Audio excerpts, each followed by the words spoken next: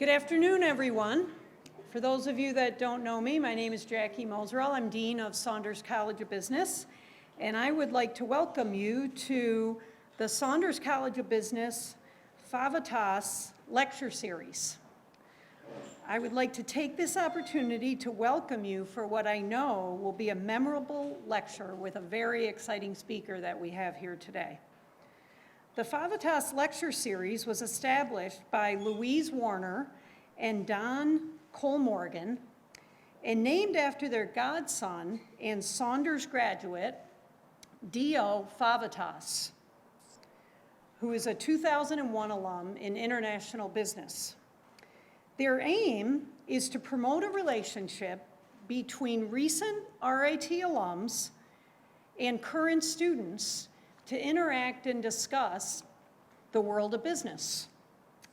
Warner is the founder, chairman, and chief executive officer of HCR and the 1989 winner of the Herbert W. Vandenbrüel Entrepreneurial Award from the Saunders College of Business.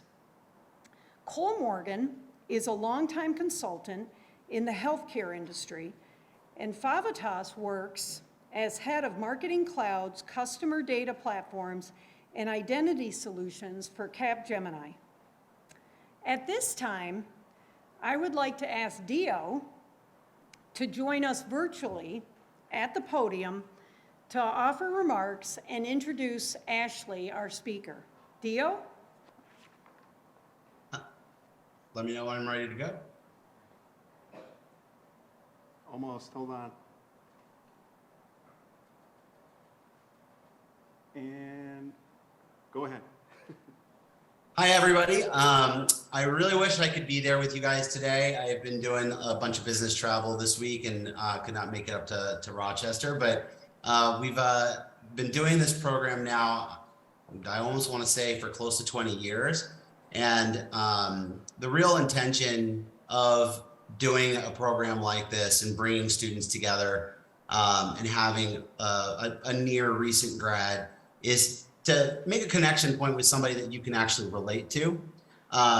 You know, typically when I was at RIT back in 1997 to 2001, we would get guest speakers like that were famous business people that were maybe 20, 30, 40 years removed from college.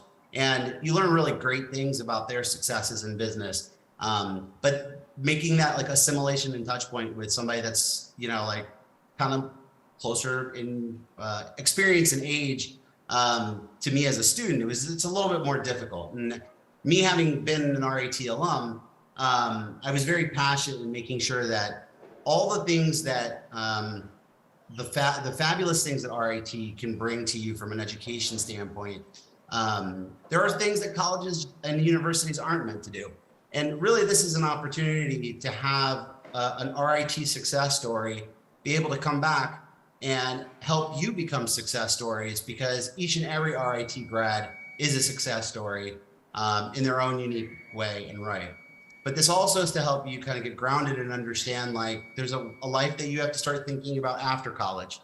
And, you know, it can be as simple as like, have you set up your LinkedIn profile? You know, a lot of times, that's the most basic thing. Have you changed your email address from something funky at gmail.com to like a professional last name at gmail.com?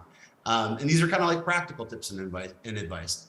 And so I make myself accessible to students. I've been engaged with the Saunders School and with Simone and other parts of the universe of RIT for almost like I said, the past 20 years. Happy to have you guys look me up on LinkedIn and connect if anybody would like to talk and learn more about management consulting or banking or any of the other industries that I've served. But I thank you for participating. I know it's a Thursday evening and there's a lot of other things that you can do, but this is going to be an exciting one for you. And so at this point, I'd like to introduce Miss Ashley Singleton, who's visiting from Manhattan, where she works for Google.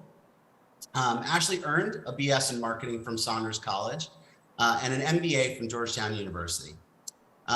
Through the Principles of Marketing course at Saunders, she became enthralled by topics such as marketing research and insights and advertising and promotion management. changing her major from undeclared business to marketing, and she has a passion for combining creativity and data.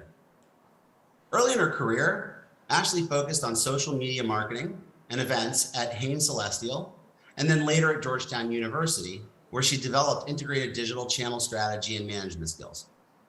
After 8 years in digital marketing, Ashley joined Google as strategy and operations program manager to expand her business knowledge. Through her leadership of global pilot programs focused on improving sales segmentation and creating scale, Ashley acquired expertise in go-to-market strategy and sales operations over the last 2.5 years. With her passion of marketing and new frameworks from strategy and operations, Ashley recently moved into Google product marketing to help bring Pixel phones to consumers. Ashley will be sharing her keynote speech from RIT to Google, Lessons Learned for Navigating Early Careers. Without further delay, please join me in welcoming Ashley as our speaker. Ashley, your turn at the mic.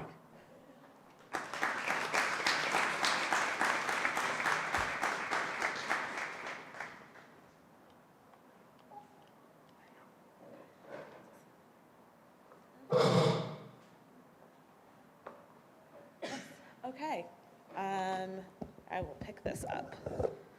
Okay, can everyone hear me okay? I'm going to assume yes, because I can hear myself pretty clear. So thank you all for joining. I know Dio is off now, but I do want to give thanks to Dio for kind of helping bring me into this effort, as well as Gabby and Bill, who've been amazing at helping coordinate and really bringing this to life. So definitely want to give them a big thanks for making this happen. All I had to do was make a nice PowerPoint and show up. So they did the hard work really here. So as Dio mentioned, I'm going to talk through what some of the lessons that I've learned over the last 10 years. The reason that we focus on the last 10 years is a lot of what Dio mentioned, which is leaders will give you really great advice, right? 20 years, 30 years, 40 years out, and it really helps you for strategic vision, it helps you for brainstorming, it helps you for guidance, but what do you do on your first day of work? Kind of hard to pull that into that. And so what I wanted to provide you all was with a bit of various themes that I've seen broken up by years of my experience in the first 10 years. And ideally, you'd be able to walk away from this session with just one thing you can do. I'll take just one, honestly, because really that's what this kind of session is all about, is you being able to leave with something that's actionable, not just ideas and vision. It's something, I can do this today, or I can do this on my first day of work. So before getting into all of that, I figure I'd give you a little bit about me. I think you got a little bit of that intro, so I won't spend as long on this. But I am from the Bronx originally, came to RIT back in 2008, graduated in 2012. Since then, as I mentioned, I had a variety of roles across marketing over the last 10 years. I actually went back full-time to where I did my co-op. So that's kind of what you see there, my first marketing assistant role. They took me back as full-time, which was lovely. And then I shifted into a little bit more of a bigger brand name, Scholastic. If book fairs are still a thing, if you guys remember book fairs, that's Scholastic. So I worked there for a few years, and that's where I was able to have exposure to leadership, have exposure to C-suite from just marketing coordinator role. After that, I actually decided to leave New York and move to DC. So that's where I decided to join the hospitality industry and work for Hilton Corporate. DC actually has a massive hospitality industry down there. And so my work really focused in the loyalty area. How do we kind of use partnerships to create more loyalty among our customers? And fun, I got to work with the airline partnerships, which means you get lots of really great miles and you get status in all the miles, so it was a really great partnership. But that was a short time, because then I moved actually to work at Georgetown University. That was where I also was able to get my MBA and really start to build some upward career growth. I was able to be promoted there. I became a manager there. So there's quite a bit of history I have there and skill set. But most recently, after I finished my MBA, I then started at Google. And as Dio mentioned, went into sales strategy, really wanted to start well-rounding myself. I'd had mostly digital marketing experience. But now I'm back in marketing, but now as a product marketing manager, which has been really fun, but really complex working in the hardware space and for Google. So there's some fun facts on there. Won't go over them, but maybe the one I'll say is I'm actually just got married early this year, and thank you. And I say that because he's also an RIT alum. We actually happened to meet at Georgetown, and all the success that I'm going to talk through, all these tips and tricks and themes, it's not that I've come up with these all on my own and I'm just so brilliant and I've known all this and you're welcome. Really, it's a lot of people help me figure out what's smart decision making, what should I do next, where should I go. I have mentors, I have people I lean on, and my partner is one of those people, really helping me figure out, am I telling the right story for you guys today? Am I building the right narrative? Am I making sure I'm doing right on my goal, which is providing you with an actionable takeaway? So just give him gentle props for his help in making this come to life. So I will get into what you're really here to hear about, which is our session. So this is a quick preview. Like I mentioned, I broke this up into 3 sections. The idea of these sections is to give you a frame of reference. It is not to say what happens in year 3 can't happen in year 4, what happens in year 6 can happen in year 5. You get the point. It's meant to help you get a sense of what point am I in this these 10 years. And that will give you a sense of what you should be focusing on. And the reason I've chosen building blocks for these in particular is that it's not that what you do in year 1, you forget in year 7, right? You may not have to do everything that you've done in year 1 and 2, and as well as in 4 and 5, but you're doing most of it, right? It's quite a bit, and it's meant to be a building structure, and that's gonna help you get to a point where you can be positioned as a marketable business person. So, like I said, not line in the sand, not meant to be taken as you can't do anything outside of this, but rather more of a guiding principle. And again, goal, one takeaway. Just one takeaway that you can action on. Okay, so without further ado, the first section, is invest your time wisely. This might sound so obvious. I promise you it's not. You will have more time than you realize in these first few years. You will get to later on and realize how less and less and less time you have. And that's where you have to become more strategic with your time. What do you do? What do you not do? What do you take on? This is not the time for that. You have the opportunity to take on responsibilities, take on new tasks, really push yourself. And the first way that starts is with your first full-time job, which is finding a full-time job. So to be clear, it's not the first day when you're in an office, it is your first day of your senior year, finding a full-time job. I'll go more into each one of these in the subsequent slides, but want to hone that in. And then from there, it's really starting to figure out how do you learn how to work hard and how do you prove that you're dedicated. That's when you're at your first day in an office or remote in our new world, and figuring out how do you navigate through that. So I will keep us moving along. So the first thing we have up here is your first full-time job is getting a full-time job. How many people are seniors in this room? Senior. Awesome. This is the one takeaway I want you to have, honestly, because I think that this is something that I wish someone had made clear to me and said so simply that the importance of this is that I make this a priority, that this is really important if I want certain goals, if I have certain ambitions, if I'm striving to go far, then I need to keep this in mind and use this as my grounding point, right? To be honest, is it going out with meeting friends or is it interview prep? It's interview prep, right? You have plenty of time to go out with people. You have plenty of time to do those things. That's not now. Really focus on that. And the reason that I kind of harp on this element is because it'll start to reflect in what effort you put in your job. So without going over and over on the same point, I'll move into the first topic we have here, which is focusing on the work, not the job title. I would hear that, and I, to be honest, roll my eyes and be like, yeah, sure, whatever. I want a nice title. No, don't do that, trust me. When I started to look at the responsibilities in a job listing, that is what started to be the more important. I could have a title that sounded real nice, it looked really pretty, and then you read through it and you're saying to yourself, none of this has to do with what I want to do, right? It's not that the responsibilities are bad, right? It's that the responsibilities don't align with where you're trying to go. So then why are you trying to do it just for a title? That doesn't make sense, right? The title is maybe a line item on your resume, but the bullets is what you're looking at as a hiring manager. So I really want to stress that because it's natural to get stuck in this moment. One of the roles I had up earlier that I had at Scholastic, I was a marketing coordinator, and there was a second part of my title that I don't use, but I was also an executive assistant, right?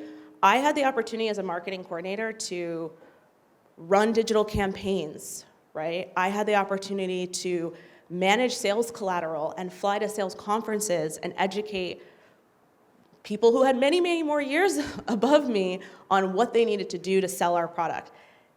That is what I needed. That's what I wanted to build. Yeah, on the side, did I also need to run travel expense reports for my manager? Okay, sure, I did, but that doesn't matter. I was able to get some of these really beneficial things, and that's why if you just harp on the title, you're gonna miss out on opportunities.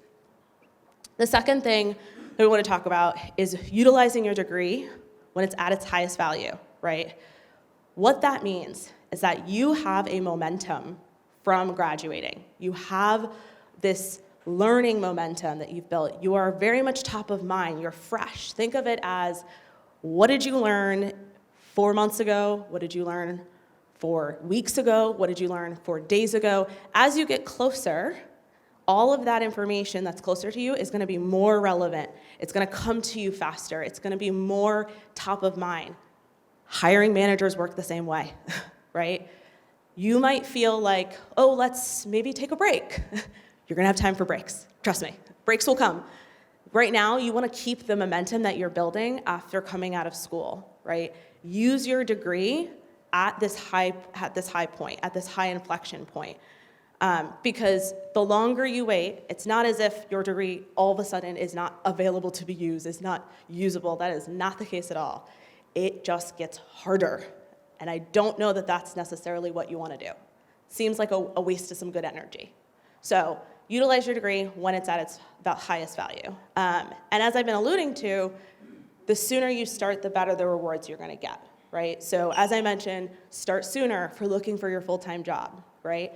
Think of it this way. If you're interviewing in the fall and winter and you finally get that really great job that you've been really looking forward to, and that interview is in spring and summer, guess what you've had to practice? Interviews. Guess what you've been doing? You've been building relationships this entire time. If you wait until then, you may not have the same opportunities. You might make a few mistakes you wouldn't have. You wouldn't have brushed the cobwebs off that you could have earlier. So that really goes for not only your job search, but that also goes for starting your career. Like I said, you might say, I've put in the 4 years of hard work, maybe I can just get a little bit of time. And I'm not saying don't take a week off, start the day after you graduate, right? That's not at all what I'm implying. But a whole summer, 6 months, a year, I would skew against it, to be honest. And that's because the momentum that I mentioned earlier, if you act on that momentum, that's going to help you in long-term gains, right? And that's the whole point of this section. Invest your time wisely. I am meaning literally, time is an investment. Use it as such. Right now, you hear the phrase time is money. That is not a thing right now. It's 0 to 3 years. Don't worry about that. That'll be a thing later, trust me. Today, you have time, so use it as an investment for long-term gain. Okay, I'm seeing lots of nodding, so I'm assuming things are going well. But if I see shaking heads, I'll stop and drop the mic and walk away. Okay, so the next thing is you're at your first full-time job. Now you really want to show and learn that you can work hard and figure out how to navigate through that. So I mentioned this momentum thing, that you are in this learning mindset. Keep going, right? Learning is your number one priority. Really keep focusing on that learning, right? Because the learning you're going to do in school, which I've had many framework that I could use or an acronym or something like that I could understand. But when it comes to firsthand experience, that was really crucial in me understanding what I didn't know, right? Most famous thing I say, probably on a day-to-day basis, it's so frustrating when I don't know what I don't know. That will happen for the rest of time. And so use this opportunity to learn, to listen, to really take in some of those firsthand experiences.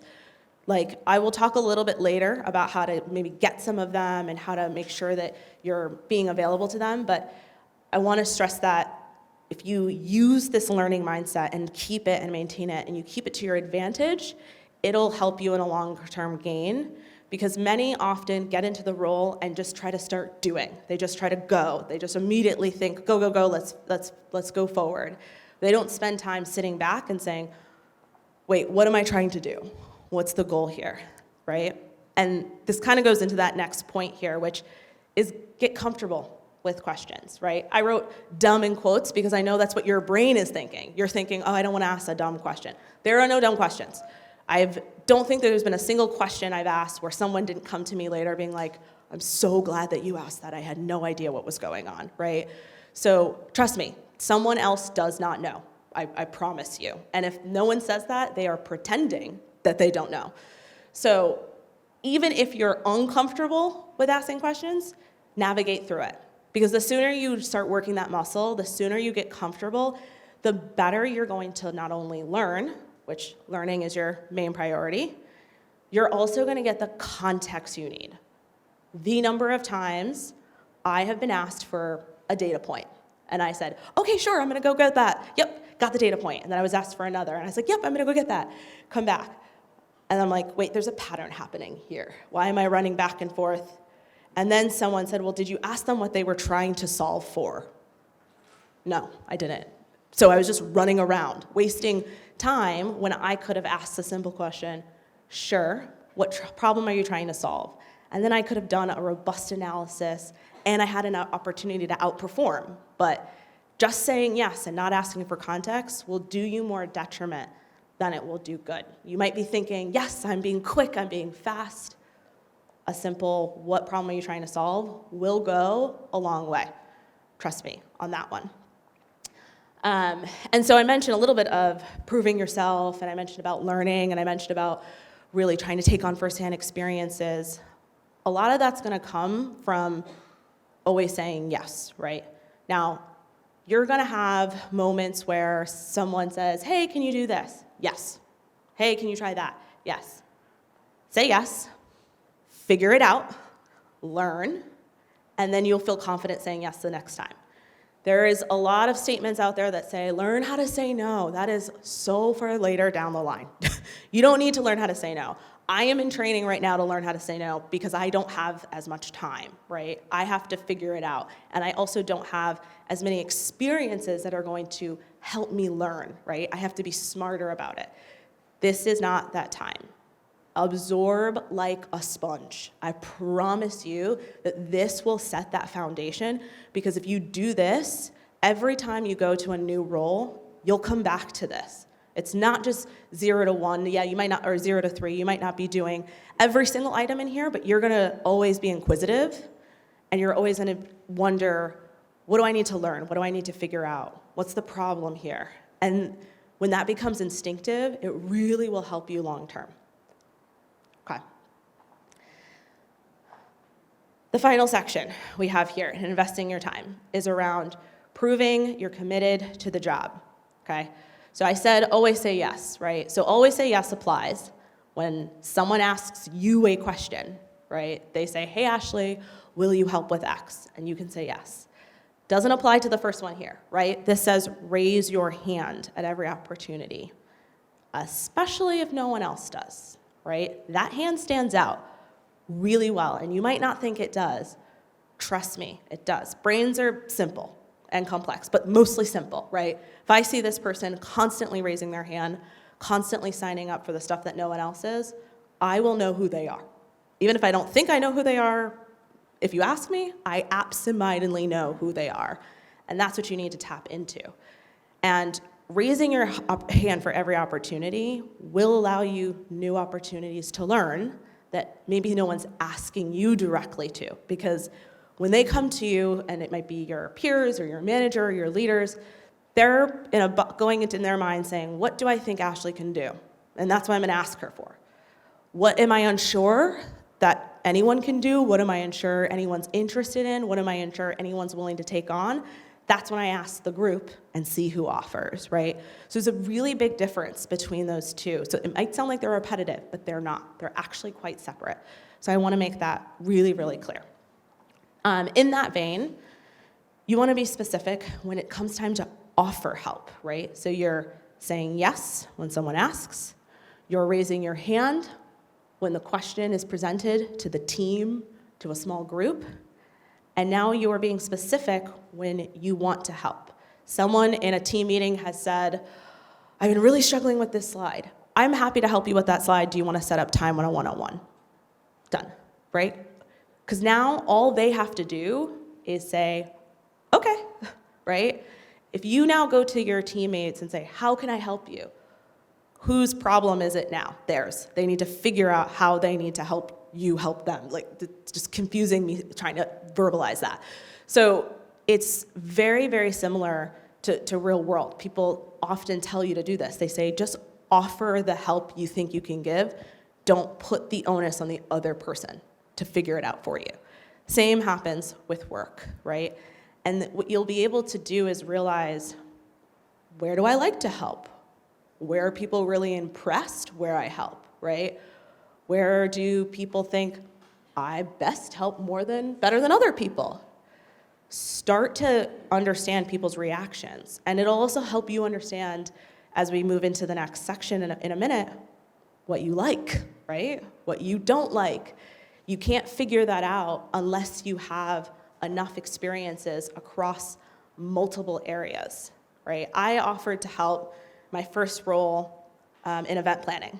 They said, oh, we have so many events and there's not enough people. I said, I've planned events in college. I know it's a little bit different, but I'm happy to plan an event today for you guys, or not today, but to start helping you guys plan events, right?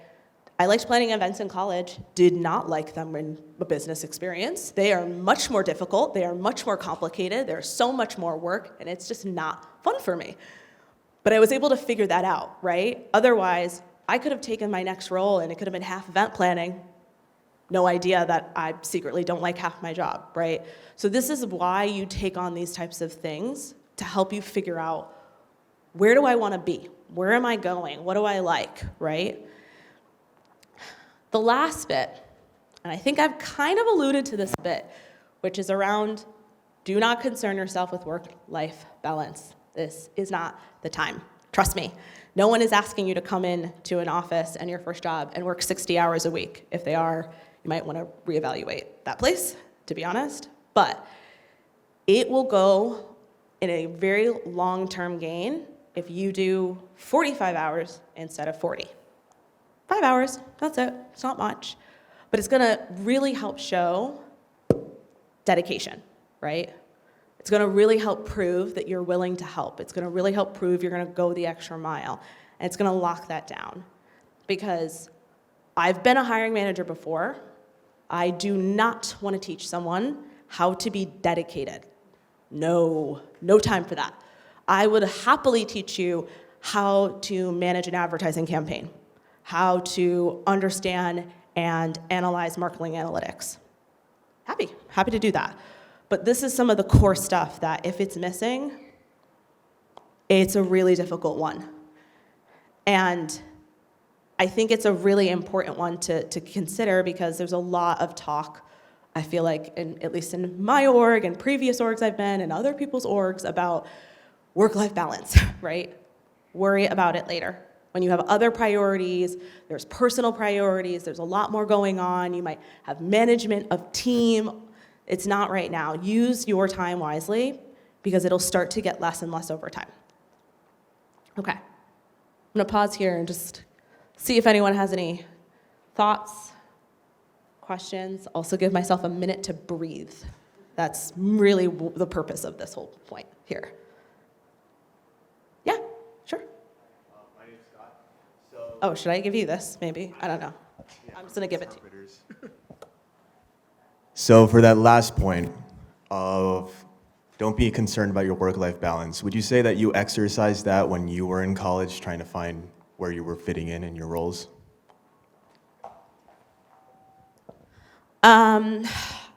I think I was concerned about, did I have enough for my personal time? Did I have enough time with my friends? Did I have enough time with my family? Did I have enough things that I really was super passionate about? And I feel like I could have spent more time on, like, where am I trying to go? Because I'm gonna have so much time to figure out and have time for that passion, because then I can have more of a balance because I have more control. Like, if I choose to, like today, I'm taking the day off because I have a speech to give and I want to share information with students. Like, I can now have the bandwidth and I can now have the political capital to say, I want to go do that. And sorry if there's deadlines. This is important to me, right? That's less of an importance when you're in your early career. So that's sort of what I mean. Does that help explain a bit? Okay. Cool. All right. I'll keep us moving along. Thank you for allowing me to sip my water. I appreciate you. So the next section I'll go into here is refining your career direction. So you have been putting in the hard work, right? You are a hardworking professional. People see you as that. They get it. They understand. I think what's next is starting to do some refinement, right? So you've been raising your hand.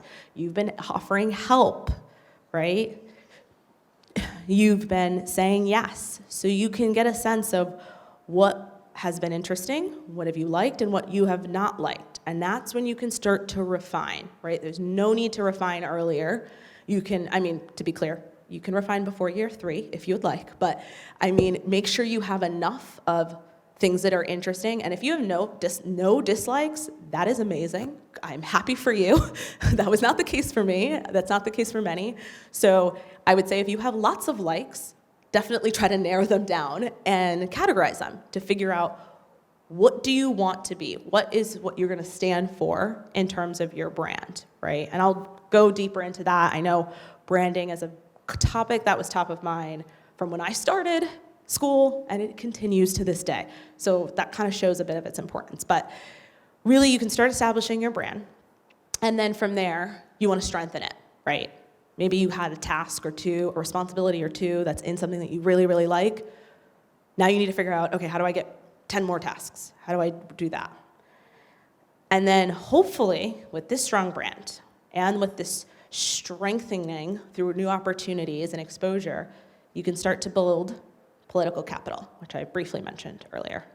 So let me go into it. So this is not news. I'm not getting up here saying, guess what, having a brand simplifies you, clap, it's amazing. No, I know that this is not news. You all know this, and if you don't know this, you should know this. Sorry.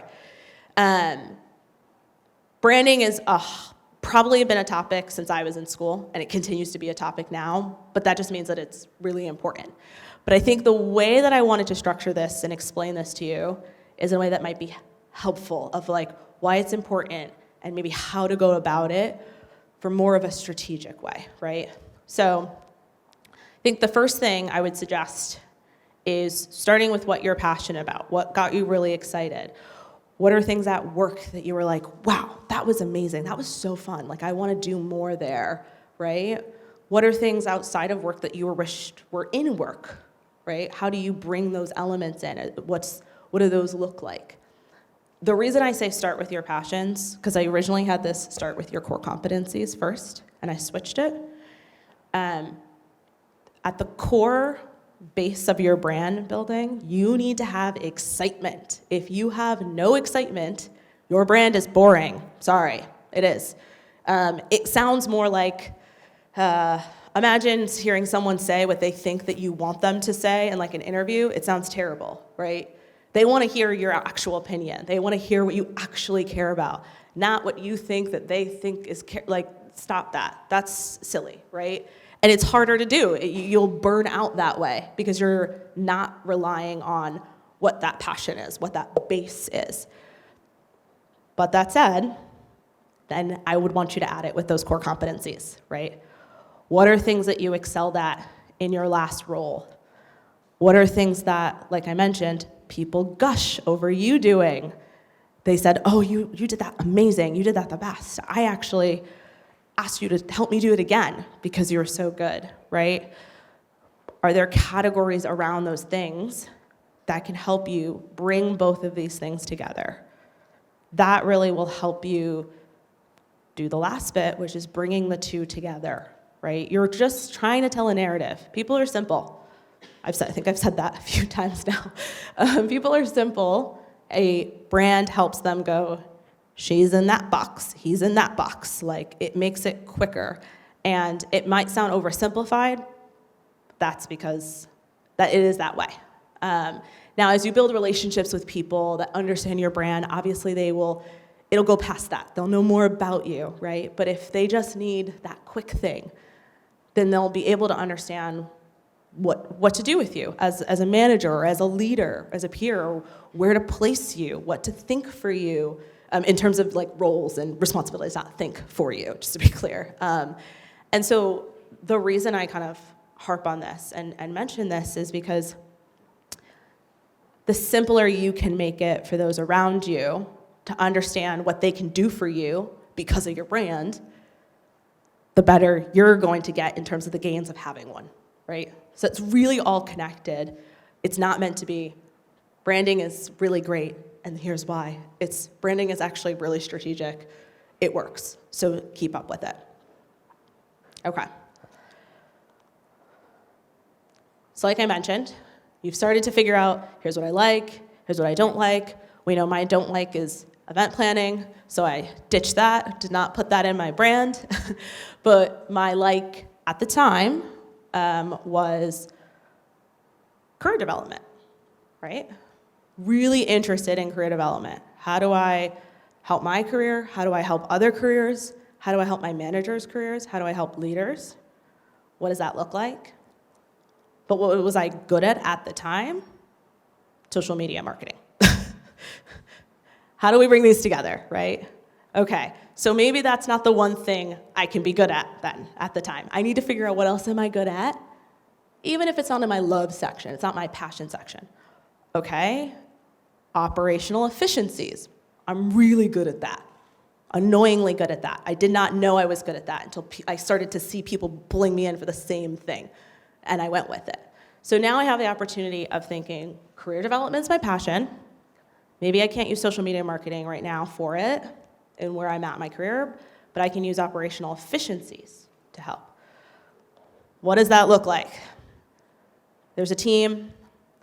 Their operations are kind of a mess, but no one's saying it's bad. No one's saying it's good. It's just kind of there. Everyone's just kind of accepting. It's like the spot underneath your couch. Like, do you vacuum it? Do you not vacuum it? You just kind of leave it alone, and it's like there's no dust as long as you don't look. It's kind of like that. And I saw that as an opportunity for me to go, I can take my core competency of operational development, but figure out a way to bring in, or operational efficiencies, and figure out a way to bring in the career development. So this team has an operational system that's, like I said, a bit messy. And I realized that there's an opportunity to create almost like a triage for this team. Someone who can come in and say, this is happening here, you're best skilled for that, or I know what your growth areas are, I think that you should handle this problem and fix that, and it keeps it moving along, right? Or I see this problem over here, it's high priority, let me bring it to this manager over here and help them repair a relationship that happened with that team and help, right? It's subtle, but I'm strategically trying to help people get to where they're trying to go by providing them, being the kind of triager who's navigating them. So I have to have an understanding of where people want to go, what people want to do, what the actual problem is, where best to help them solve.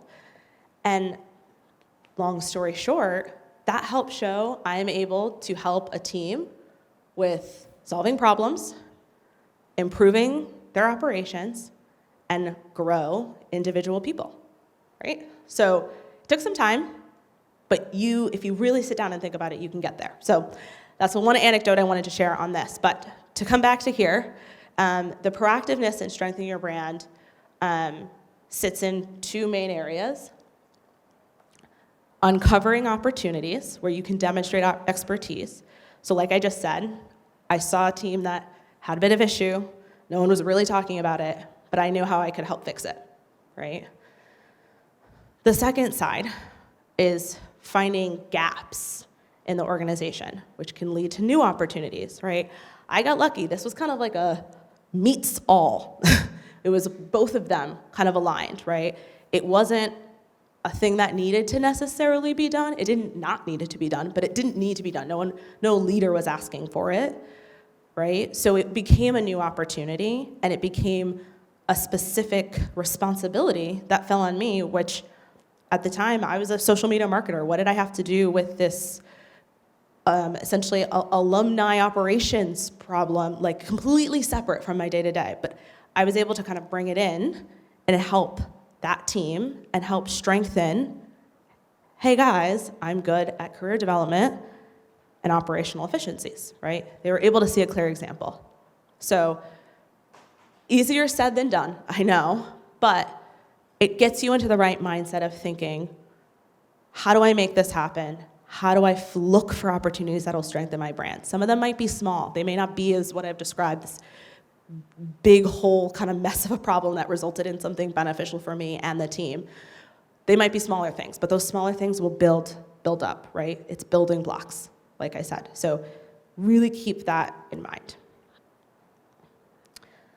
And in all of this, in the strengthening opportunities that will help your brand, you're finding moments, right? You're uncovering them, you're seeing gaps. Chances are those gaps, those opportunities, it's not just your team, it's not just your peers, it's not just your managers, it's multiple teams, it's across the org, right? So as you can start to see here, you're gonna develop relationships with other teams, other managers, other leaders, right? And so it really hits on kind of the first one, which is, do you see a problem that people really care about, right? That's a winner, right? I kind of picked one that people didn't not care about, but didn't care about, right? This is people do care about it. That is a great spot to be in because it's important to people. And so it'll be really impactful when you solve it, right? Still trying to stick with, does this strengthen my brand? Does this align with what my core competencies does? Second element that you have here. You want to be consistent with their leadership. Seek time with them. Chat with them, right? I mentioned some of the help that you can offer doesn't have to just be your team. Doesn't have to be your manager, your peers. It can also be to other teams, which is how you get access to other leaders, right? So in that vein, you want to ensure that you're not just there at the end, hey, I made a solution, here's something great, okay, bye. See you in 6 months when I find another amazing problem and solution. You want to use that as a kickoff point to continue that relationship. Connect with them. Find a personal connection with them, right? Are you from the same city? Did you go to the same school? Do you like the same type of dog? Like, trust me, people will talk about their dog if you have a dog. Like, just ask about their dog. I'll talk about my dog for an hour, so I won't. But the point is use this as an opportunity to get that political capital, get into leadership's mind, but also maintain it and figure out that it's not just working hard. Now you have to build relationships, right? It really is important, and it really does go a long way.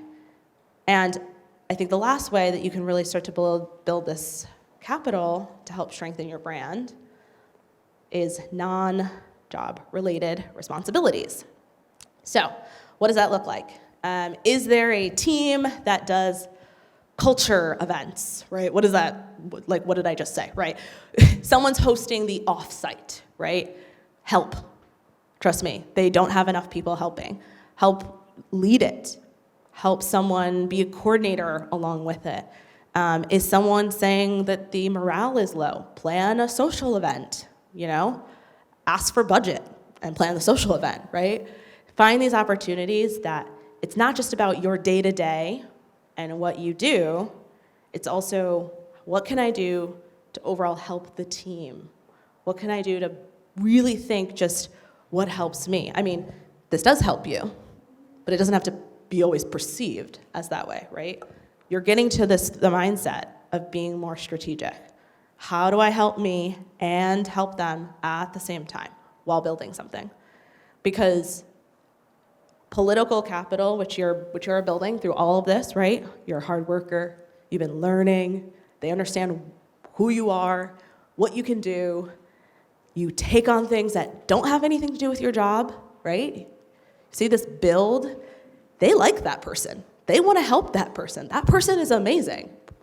And so you end up awarded opportunities that not are new anymore. It's the ones that you want, right? Before it's just say yes, just say yes. Like, say yes to new opportunities, learn, learn, learn. Now, with this refinement of your career, you have the opportunity to say, oh, I'm really interested in that leadership development program. There's only a limited amount of spots. Will you nominate me? You might get a yes now, right? I've been awarded remote flexibility before COVID, before remote flexibility was really a thing, right? So I put in some of this hard work and I built some of this political equity or political capital. It was really when I was able to get something like that, and it wasn't something I asked for, remote work. I just said, hey, I'm moving to DC, but I don't have a job. I'm gonna hope I figure it out, ? And my employer said, why don't you work remote until you find a job in your new city? Okay, sure, you know? And I had no idea that I could even be offered that kind of thing, but because I took some of these steps, that's why that opportunity was put in front of me. So it's even like what I said before, what you don't know what you don't know, that can come in here too. You don't know what you can use it for. I obviously have a list here, a few things, but there's more outside of that. And another area I think that's also really, really crucial before I move on to the last section that we have here is vertical growth opportunities, right? Not everyone can get a promotion. Not everyone's going to be able to at the same time.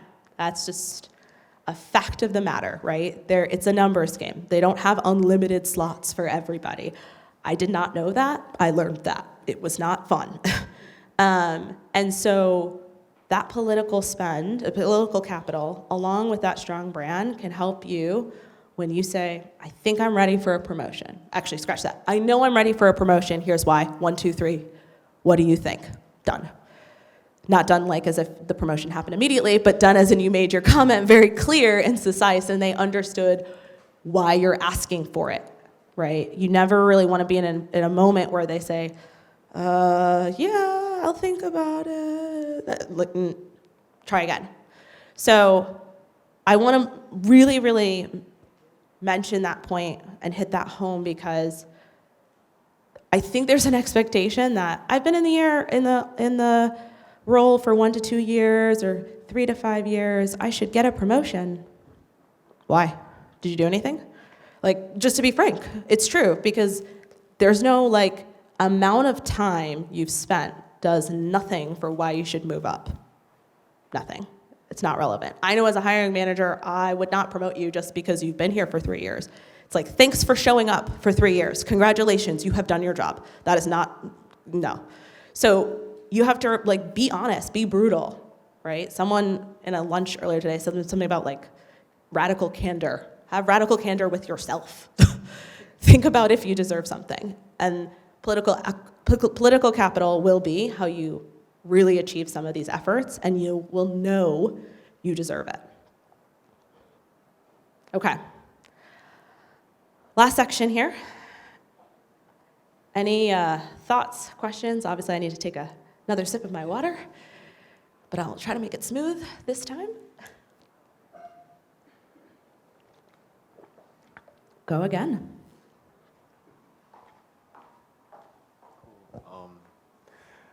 So going back to, I guess, the first phase and then connecting it to what you said about moving to DC, about saying yes to everything, was that a spur of the moment decision to increase your growth potential, or was that something with your personal life?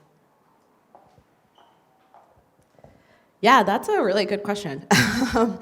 So not spur of the moment, but I would say not the way I would have envisioned doing that. Normally, I would have left a job with a job. I would never really recommend leaving one without having one, unless there's extreme circumstances. For me, I unfortunately was pretty unhappy in my job. It wasn't what I experienced in the first year. At about a year mark, year and a half, it started to change into something completely different that, to be frank, wasn't what I signed up for. And I tried to push through, and I got to a point where I wasn't loving living in New York anymore, and I wasn't loving my job, so I had a lot of unhappiness. And I had to go, can I make this work? But I had people in my corner from my first job who were willing to call anyone on the planet that would take their call to say, she's hardworking. Like, you can teach her anything that you think that she needs to know, but hardworking, she's got that. Don't worry about that. So for me, I wouldn't say it was spur, but definitely not ideal. But it seemed to have worked out in the end, thankfully. Okay, last section. I know we are about 8 minutes away from time, so this is going to feel like a breezy section, essentially. But it's also kind of designed that way, a little bit too, because you had more time in the beginning, and then you started to do some refining. 7 to 10, as being in my 10th year, my time is so limited. I want to do so much more than I can, and it's frustrating. So I have to be super smart about every choice that I make. I probably have my calendar decided to the minute of every day. Now, I am an aggressive planner. I like calendars, so I'm not implying that's what you need to do, but rather my time is just much more limited. So you might see that reflected in some of these. So in these last few years, I think 7 years is around when I made my transition to Google, around 7, 8. That's where I learned a really, really hard lesson, which is not everyone can be a top performer, and not everyone is, right? I was a top performer.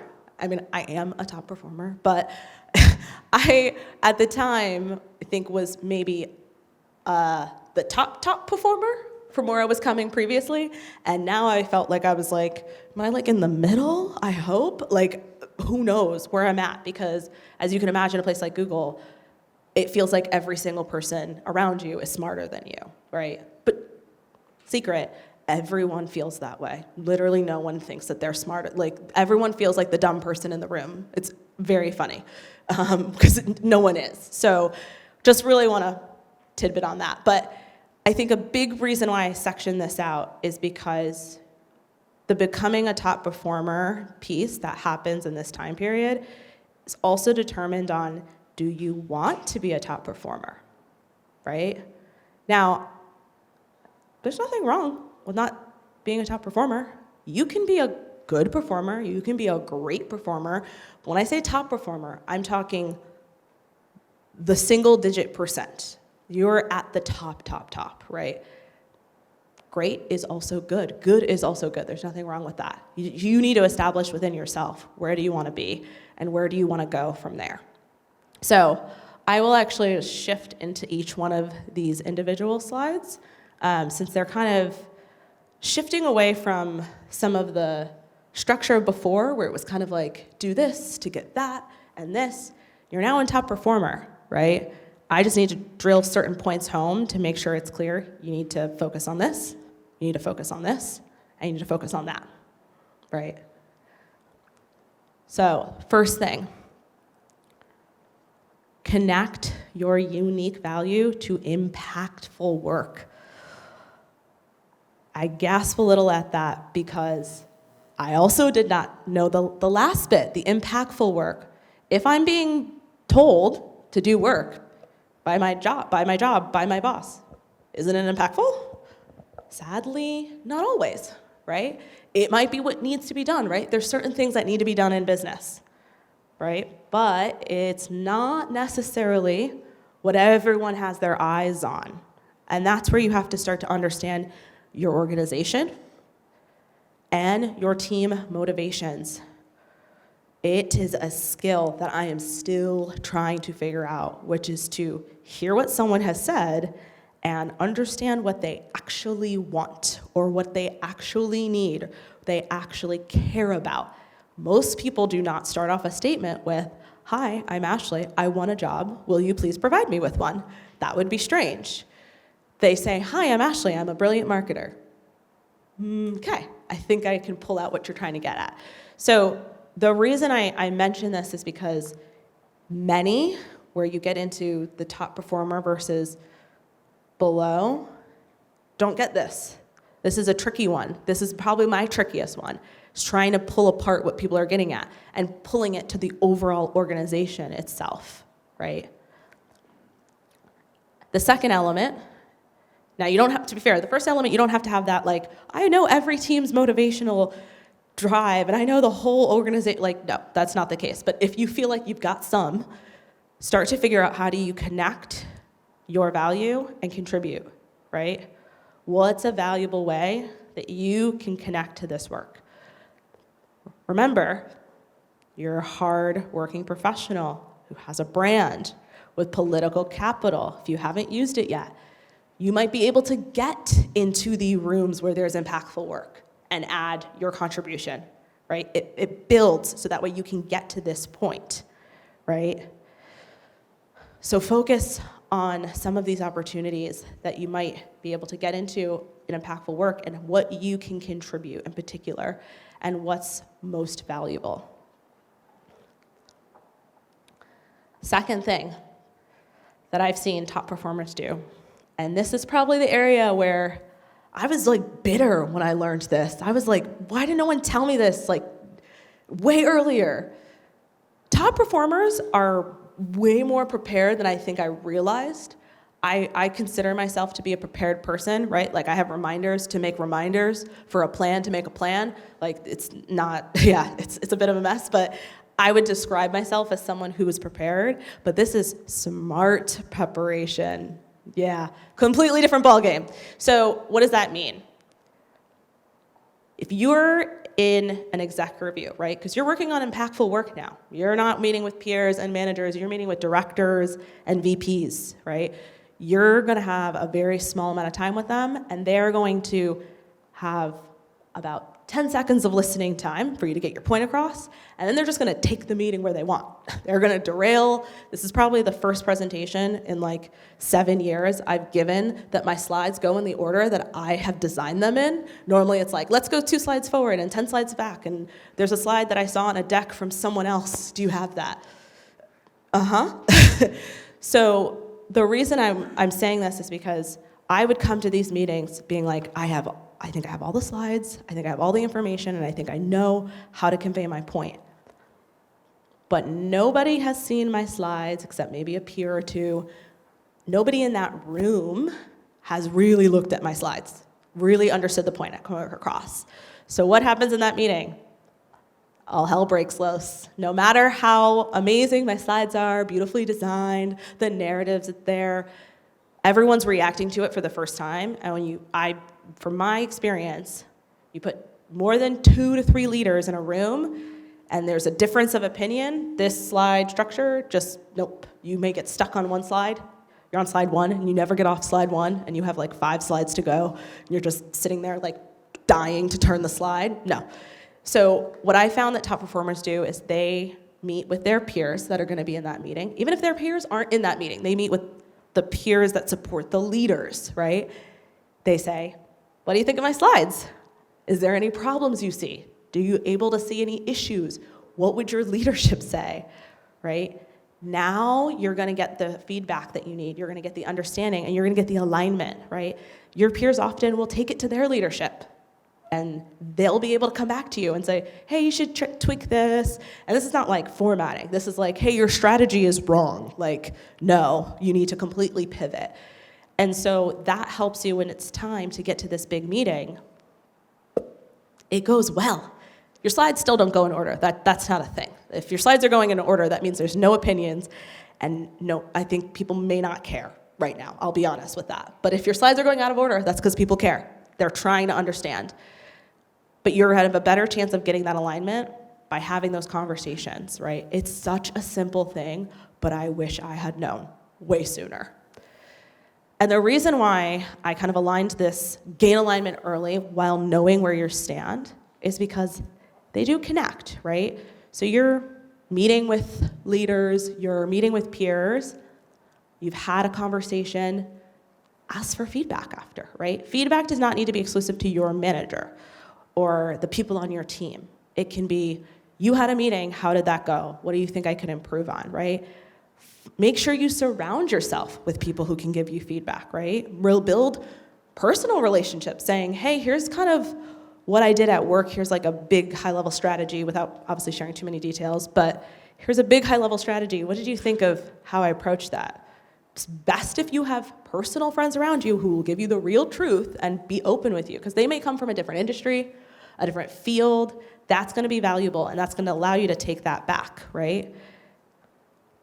But a key person in this, obviously, of asking for feedback early and often is your manager, right? Do not come to your performance review not having had a single conversation on performance in the last 6 months. It may not go well, I promise. And it's really not worthwhile having that experience because you can avoid it by just asking. So I would say this topic of gaining alignment early, knowing where you stand, it really goes back to the original topic that I just gave, which is about understanding team motivations and understanding organizational motivations and how you contribute, right? It's coming together. I know that here's where that motivation is. I know what they're really trying to get at. I know how to bring value. And I know that I'm bringing the right value. I'm bringing the value that is desired and valued, because success can look very different as you move from role to role, as you move from org to org. Someone values operations. This new team values strategy. I did that myself. I came into Google being like, I'm going to be the best at operations, and they were like, great, but your strategy is the beginning of your title. Can we focus on that, right? So it's just having that open conversation. So you know where you stand, what's valued. Okay, last slide, I promise.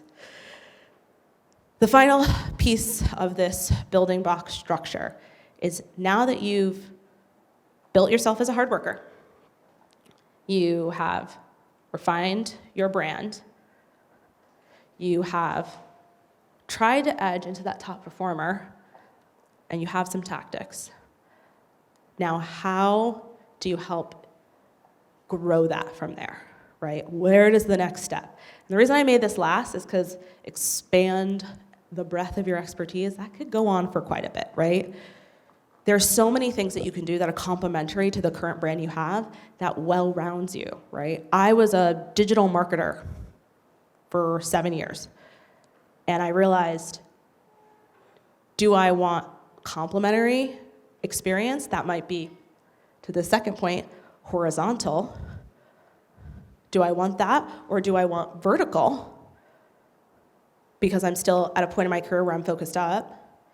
And then going horizontal. Like, what inflection point do I think, where will I gain the most from an elevation perspective, right? We're not just like, new, everything new, I'll take anything new. You know, it's not, oh, I'll just take what I want. It's take what will elevate you. Because taking on another element to your brand, expanding the breadth of your expertise from your branding perspective, you want to make sure that it actually has a long-term game associated with it. If you add on another element that doesn't really mean anything, it's just another bullet point, then you're not doing yourself any favors, right? Like this point, like I mentioned, time is limited, so you need to think smartly about the choices you make. But all that to say, the top performers I've been exposed to and I've seen, they don't just have one specific focus and that's it. They have maybe a large area. One area maybe has heaviest focused, but there's a few other areas that are complementary that make them look a little bit more understanding of the organization or understanding about business, right?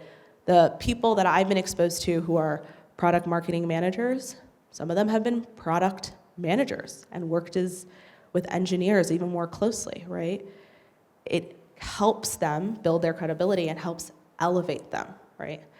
And that's where you might consider, okay, I don't necessarily need to go up. I can go horizontal, right? Because now I've built a platform I can stand on where horizontal is okay, right? But vertical in the beginning is important because it's good to have that momentum, figure out where you want to end for the time being in this period, and then start to see what else is out there, right? Okay, like I said, that was the end. We made it together. So I said in the very beginning, I hope that there's something that you could take away from this session. Just to recap, you have a lot of time in these early years, right? You'll want to spend that time understanding what you do and don't like. You'll want to understand what do you like, how do I make it a brand, and then how do I take that brand to the next level, how do I be on top? So, if there's any questions, otherwise, thank you all.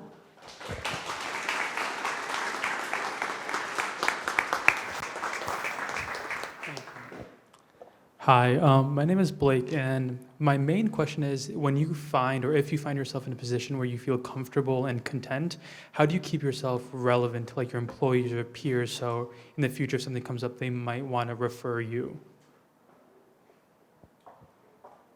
Got it. So this is essentially navigating those relationships without just the happy birthday or holiday card. Yeah, okay. I see what you mean here. So I'll be very literal on this one because I think it's just specific tactics that I've tried that I see well. I have a reminder on my calendar of the people who I think are most important I keep up with. I do not do every 3 months. That would look too obvious. I have it set to like the 7th Wednesday in February and the 5th Wednesday in March. And it doesn't seem like it's something I had to write down. It seems more natural. And it's checking in, had this recent project that reminded me of time working with you. Just wanted to see how you're doing, right? It's one way. Another way is to use industry-related things. So there's an article that you're like, oh, this was really interesting. I remember us talking about this once, wanted to send it to you, right? There's just little things that I'd say that you just have to do touch points because they feel still connected with you. It helps remind them about what work you've done together, right? It doesn't have to be this whole big, like, let's have a 30-minute meeting and tell you what I've been doing lately. Like, definitely do that. Like, say, oh, I know it's been a long time since we've had a chance to catch up. Like, let's catch up, right? That can be infrequent, but if you want to keep the little touch points throughout, that's that opportunity. Think of those kind of elements. Yeah. Hi, my name is Andrea. I just wanted to ask you, I know you mentioned that in the first years, it's more exploration and figuring out what you like and what you don't like. I feel that with a marketing degree, there are so many directions that you want to take. And my main question was like, let's say your first role is in product development and then you realize you don't like that, move to something else like digital marketing. Which were some of the strategic moves that you took in your early years when you took that transition from like more event planning to what you're doing right now? Yeah, so I think the number one thing, which will sound simple, but I didn't do it, which is why I'm going to say it. If you're trying to shift from, let's say you have a part of your job that you're like, I don't really love this, I don't want that in my next role, you might be naturally inclined, though, to go, but that role has a responsibility that I'm expertise in, so that means I'm going to be great for that role, and they'll hire me. Like, that's the mistake, is like often going into something that because you have the expertise in it, doesn't mean that you have to do it, right? So I did that the first time around. I said, I don't like event planning. my next role had event planning in it because I assessed that I had expertise in it, and they would be more likely to hire me because I did. And I wasn't thinking strategically. So the role after that, I had to say, I know I don't like this a lot. So I need to figure out what are roles that are associated with things that don't have event planning with them, right? I think that was the problem, is things I was applying for, it was often included. It was often a part of the puzzle. And so I had to expand my search to think through what are the other opportunities that might exist that won't touch this as much, but help some of the other elements I have that was building. So the example I gave was I liked, or I didn't give the full example, but I liked doing the partnership piece that I was doing to get to the events, right? Setting up new partnerships with businesses, and then it would be event planning to kind of kick off that partnership.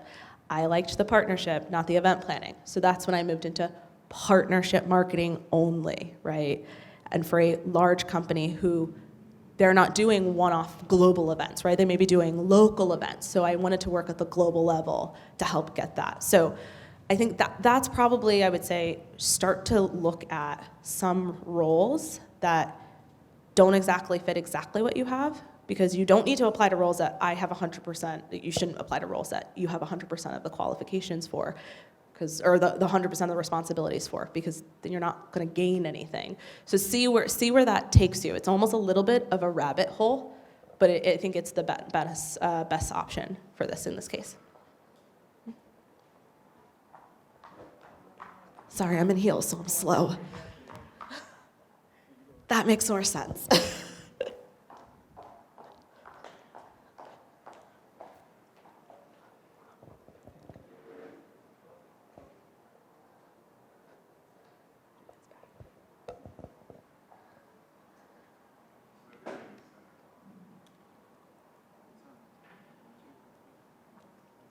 Should I go back? That's okay.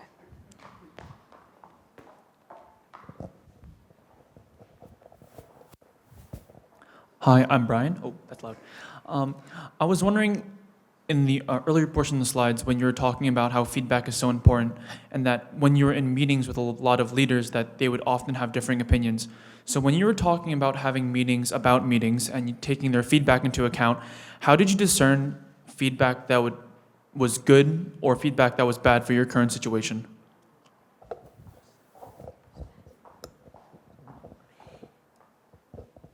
That's a hard question. So, I think one way that I pressure tested feedback that I received was to ask someone who wasn't really involved.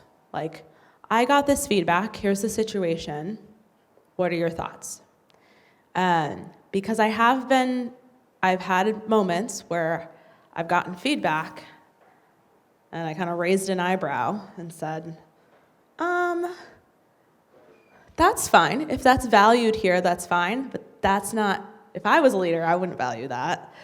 And so it's a mix of, am I just in my own way, pressure testing with other people, but there's also a bit of standing your ground, you know?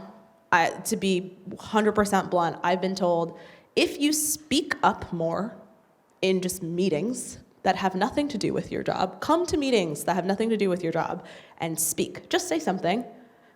That'll be better for your performance. I'm sorry, did you just tell me to come and make noise? Like, in rooms I have no, I don't align with that. I won't do that because that would deter from that person's meeting. I'm gonna say something if I have a reason to, but I'm not gonna come in just so people know I'm here and speak. So I'd say if you don't agree with something, check with others, but also check with yourself. Does it sound right? Would you as a leader tell someone that? That's also really important. You're back. Did you ever find yourself in a situation where you took on a task or some initiative that you thought was a little over your head or maybe a little beyond your expertise per se? And what did you learn from that situation if you did? So I think for those on the live stream, in case they couldn't hear it, did I take on a task that I thought was a little bit over my head? And what did I learn from it? That is such a relevant question. So I've been in my new role at Google. I've been there for about 2.5 years, but I just started in product marketing last month. And in this probably 6 weeks, I have been in meetings with SVPs more than in the 2.5 years prior, with little preparation and a lot of expectation. So I definitely felt in over my head. I definitely had this like, are you sure that you want me? Like, really? I think there's people who get paid more than me and are above me that can handle this. It seems a little strange. Oh, okay, no, it's me? Okay, great. And it was super uncomfortable a lot of times. I was often going into those meetings asking for resources, being like, your software team needs to do this because I need this. Like, who am I? Why am I saying that to someone? But what I learned is sometimes that just happens and you should lean into it rather than freak out from it. I had a freak out from it early. I mean, I went to the meetings and I did what I had to do, but like, then I went home and was like, oh my God, I don't know if I made a terrible, terrible choice. Like, what did I say in that meeting? Can I take it all back? Instead of like taking yourself through all of this, lean into it. Lean into moments where when you feel like things are over your head, because maybe it's a mistake, but there's a high chance that they've gone, she seems confident, she can handle this. Maybe I feel like I can't, but if someone else feels like I can and I deliver, then they're gonna remember that, right? So for me, that's kind of my takeaway. Just lean into it a bit more while shaking in my boots.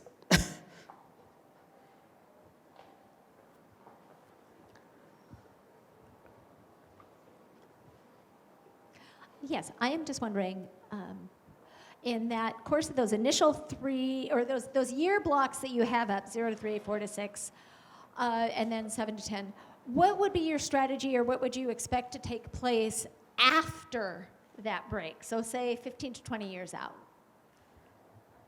That might be a question for someone who has 15 to 20 years experience. To be honest, I can't say what that will exactly look like. I'll be honest. I haven't experienced it. I haven't had a chance to reflect on it and figure it out. What I can say is I will take these learnings with me and use them into that period. But I'll need to reflect and start observing what's happening around me to figure out what's working, what's not working, what needs to be evaluated. I think that's probably the one thing that you can take from those blocks in particular for 10 plus years. It's observe the role you're in, the team you're on, your manager, potentially your team at that point, and start to adapt, right? Don't just copy and paste what you've done at a previous role. I've seen success here, copy paste, it should work here, right? I think that will probably be the first block, the first box, I guess, as I go into the next stage, is just trying to be more observant and adapt to my environment to help build success. I'll come back in like 15 years, so to give you that.